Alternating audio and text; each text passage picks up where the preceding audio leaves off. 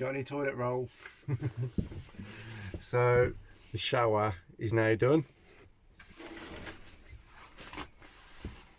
Put it back on there. So in the last van I went for double doors. This time around we've decided to go for a curtain. So this is the final result now, and now I'll show you how I done it. Hi guys, welcome back. So this episode I am going to be doing my shower cubicle. In the last video, one of the previous videos, I've done a DIY budget shower tray. Since then I've come to realise that the shower tray is a bit too small, so I've come up with an idea to make the shower area slightly bigger. I'm not going to be full on using this all the time, so it's more so just usage every now and then. Most of the time we'll have the travel shower, the 12-volt one, outside, and if we say come from the beach or whatever, I'll just have the shower connected to the back of the van, and just shower down outside. But this is more so when we're off grid and stuff like that. So I've got an idea to make it a bit bigger. I'm hoping it's going to be about 75 centimeters once it's done, so enough room to be able to move around and stuff. We'll see how it goes. So with the battens, I'm using 25 by 30 mil, and as you can see, I've started getting the sides on. Put some supports in the middle, and at the top helps fix the plywood too. The plywood at the back, it's reclaimed plywood. It's in good condition. There was a lot of holes in it, screw holes and stuff, but it's working fine. And then the same again for this side and the other side. I've got some reclaimed plywood which is originally from the van. Because it's decent condition, I'm going to use it, save a bit of money on that as well. I don't know what I'm going to do with the door yet. I don't know whether to have a curtain coming across or have doors like in the previous van. Not too sure yet. As you can see here, this wall is 12 centimeters away from the tray, because my plan is a bit of plywood, angle it down towards the tray, and then when the next sheet of ply comes on, it will come up and it will curve nicely. So then when I put the cladding on, the cladding will sit nicely along the edge of the tray and then have a nice curve coming up the side, which will then give me an extra 12 centimeters space to move around in with the shower. It's all good. So that one is in place now. I haven't fixed it to the back yet, just in case it needs to move or anything like that. Once I'm finally all finished, the plywood along the side, then I'll trim that down, make it neater. But yeah, so far so good. So now I'll start getting this wall in. There we go, I've got my ramp sorted. So now I'll get the other piece of ply and get that in place. Hopefully this will work.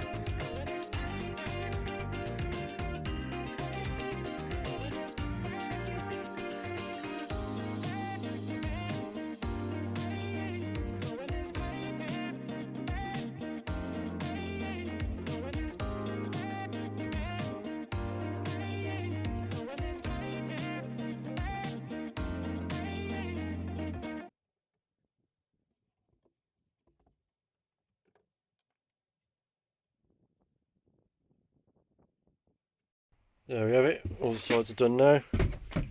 So I put pieces in the middle of them sides as well, and the sides of here. Added the wall inside, and also put pieces on this side where the door's going to go as well. And now I started adding the walls on. I've gone for PVC cladding. There is a few pros and cons to these. Very light, easy to fit, literally score them with a knife and they snap, which is good. But then also at the same time it's bad, because if you fall onto these you can easily puncture them. If you knock them, you might get punctured as well, but I suppose that's a risk I'm willing to take. But they're 100% waterproof apparently. With these, what I've done is I've literally marked all the way down where the planks are going to go across. I've marked them, measured them, and then as you can see there, I've done a cutting plan for each and every one. They're 2.6 long, so I've managed to get 258, 260, 260. So as I say, the one is done now. I've done that yesterday. Nice and solid now, all good. There is a few gaps along the edge, but I've done that on purpose to try and keep the sizes down, and then once this side goes on it will cover it. Same again with that side, and then I'll make sure there's a little gap here, because then this one again will cover that. So all good. I definitely recommend it. It is nice and easy to cut, but then at the same time it's easy to damage, so it's one of them. Catch-22. There we go, I've got my piles cut now, all ready to go on, all marked up so I don't get confused. Wall 3, wall 1, wall 2 is already done. So with the cladding, I'm sticking it on with Sikaflex EBT, which I believe I got from Toolstation. So I'm using that, and then also to help that go off, what I'm doing is along the sides and coming down on the other side, I'm adding double-sided tape. It's just about 1 inch wide. Double-sided tape just to help keep it in place while the Sikaflex goes off.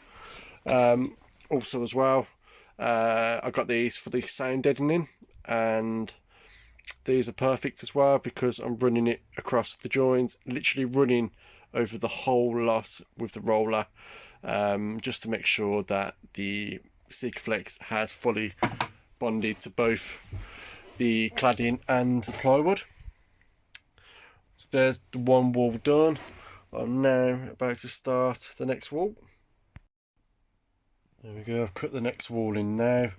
None of them are stuck yet, they're all loose, just in place. I just found it easier to cut them all first, just to make sure that they are okay. Because I don't want to start either at the bottom or at the top and then have an issue because it's not overlapping the shower tray anyway.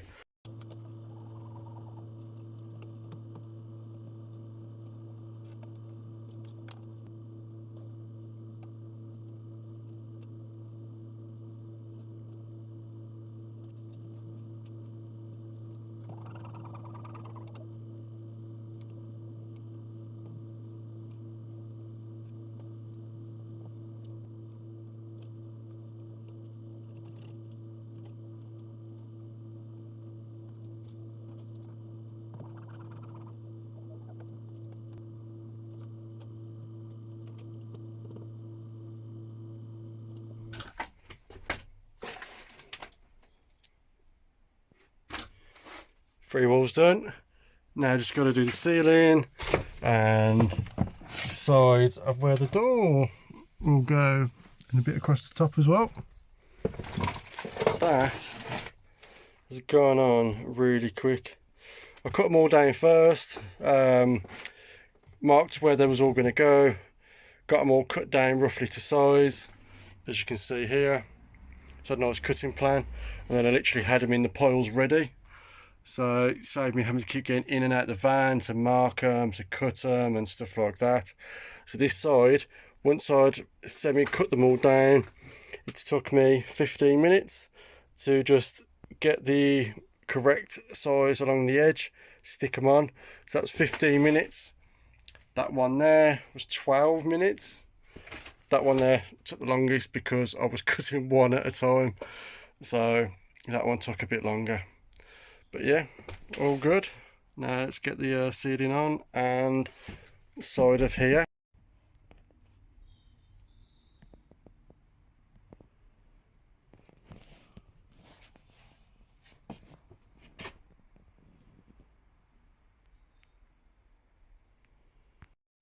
So to hold the potty in place, I've added 2 D-rings which bolt through here and they bolt through into the main frame.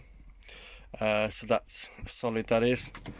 And what I've done is I've got just a standard cheap strap off Amazon, come in a pack of 4. I'll add a link to this as well. So I've used these elsewhere in the build as well, and then that literally just tightens up around it. I did originally have a bungee, but as I said about these, they're easily damaged, and as you can see I've already damaged it. What I'd done was I pulled the bungee around. As I went to hook it on, it was too tight and flung back, and I've had to silicone there. So as I was saying about these, they are easy to damage. Along the top, off Wish, I've ordered some sticky hooks, and these literally are fully stuck. More chance of this coming off than these. I've added one on the outside as well for a towel for while we're in the shower. Along the side, I've added a switch, and this switch feeds directly to the batteries, because of an evening, once we turn all them lights off, we can still have a light for in the toilet. So in the end, we decided to go for a shower curtain instead of a door, because there wasn't enough room as such for a door. So we've gone for that, and then what was left of the shower curtain, we've added a rail along the outside, and then that simply just goes round. So as I said before, we are going to go just for a standard 12-volt shower. Simply sucks onto the side in there. We've got a little bucket which we will add water to, boil the kettle, add a bit of hot water, and then we've got the pump which just sits in the bucket, and then 12-volt connector which will simply connect around the back. I didn't fancy going along the route of installing a full-on shower with a water heater and stuff like that. We don't need it, and at least with this we can still have a shower outside and wash ourselves down after the beach and stuff like that. So that's all we're going for. Simply sucks on the inside. These are about £10 on eBay. I'll add a link in the bottom. I'll try and add links to everything that I've used, because I've used a few different things. So yeah, that's it with the shower.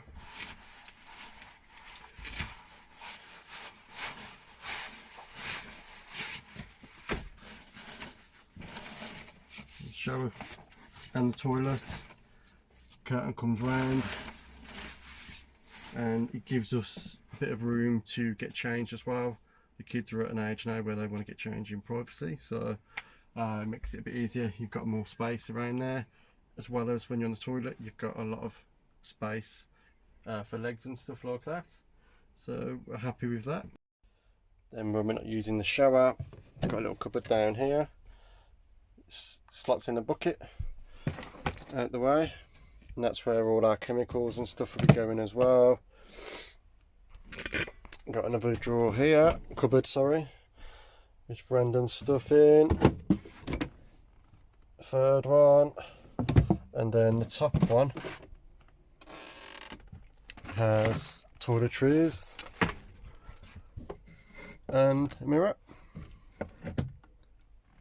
so we can do our hair and stuff. Oh.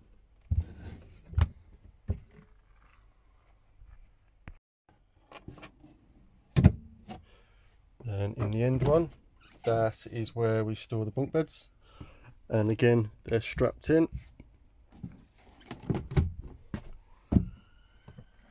There we go, back of the shower. Still plenty of room to come through, no problems at all.